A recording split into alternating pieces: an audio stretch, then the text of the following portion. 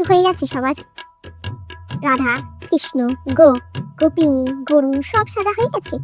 মানে জন্মাষ্টমীটা চলে গেছে ভাই, মানে কেন কেন এখনো অব্দি সেইভাবে কৃষ্ণ সেভাবে রাজা সেজে যাচ্ছ?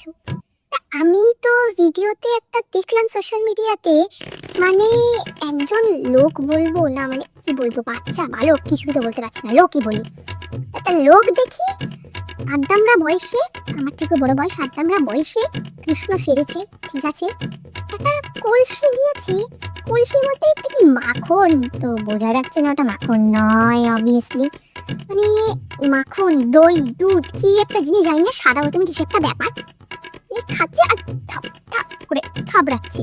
উমা এ কেমন কৃষ্ণকে একটা কৃষ্ণকে বলতে তুমি থাবড়াতে দেখিনি কাউকে।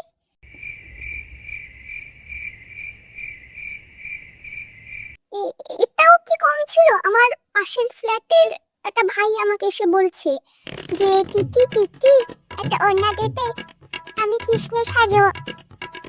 আমাকেই দিল, আমাকে দিল, এটা কেন রে? মানে আমাকে দেখে কি মনে হয় আমি সাপ্লাই করি, জামা কাপড় সাপ্লাই করি এখানে? কেন? তাও নয় বুঝতাম যে আমাকে যদি কেউ বলতো যে রাধা সাজিয়ে দেবে, রাধা সাজিয়ে দিবে, আমাকে রাধা সাজাবে, আমারও স্বপ্ন মাইরি লোককে কৃষ্ণ সাজছে, আমিও রাধা সাজবো। গাধা সাজার বয়সে রাধা সাজার স্বপ্নে জেগেছি আমি, রেধা সাজবে।